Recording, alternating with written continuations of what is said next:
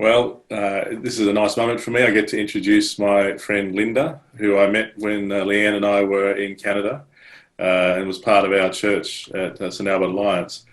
And Linda had been on a remarkable journey of just getting to know her neighbours, and that led her into the ministry to Muslims and then eventually to the Horizons ministry. Horizons really are at the coalface right now. The whole world has seen the explosion that happened in the port at Beirut.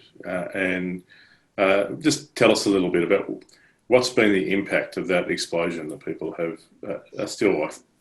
Well, it's been quite devastating. About the main city of Beirut, which is the capital of the area, it's about 12% of it is highly damaged. So 300,000 people or more are out of homes. And it was already in a crisis before this. It was in an economic crisis. They were protesting poor leadership in the country. A large percentage of the men under 30 are unemployed. I've heard 70%. And then the pandemic hit, which made it much worse. And then the inflation with their lira. So it was quite desperate before this happened. And so now you have, along with the refugees, a million some refugees that are in a country of 3 point some million. Now you have Lebanese people, 300,000 or more, without places to live.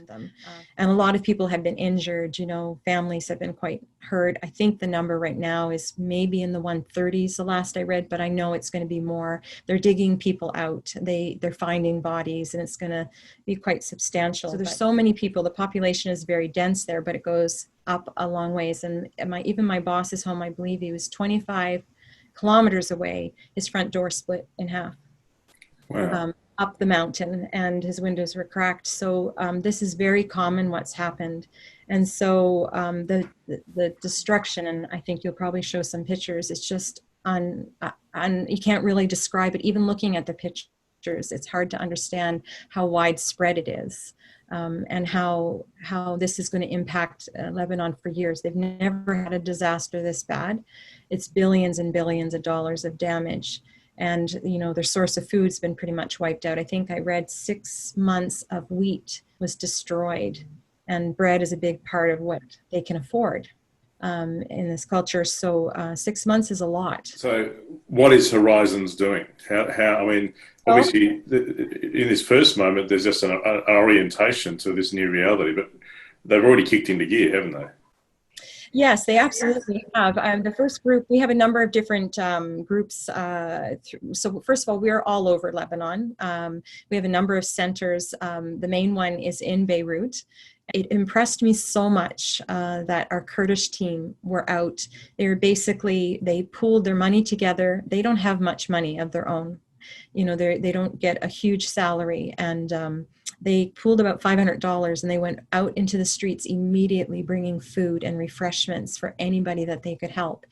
And because at first, the money wasn't coming, and now we're starting to have a campaign to try to get people to donate for sandwiches and hygiene supplies and baby items. We're giving them access to medical care, prescriptions. We have doctor teams that are going to be coming in.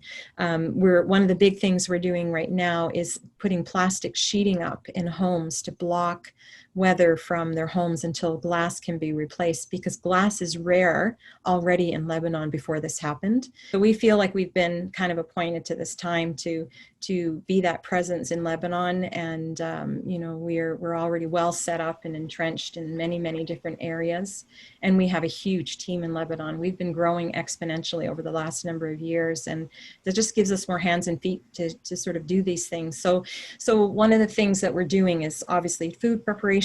We have a sandwich program, and we're bringing just the very practical needs for babies, whether it's milk or diapers, you know, our group is making sandwiches. We're buying mass amounts of bread and making sandwiches, and teams are getting together and they're going out and distributing, and people are weeping when, you know, when we're bringing them food and something to drink and something for their children.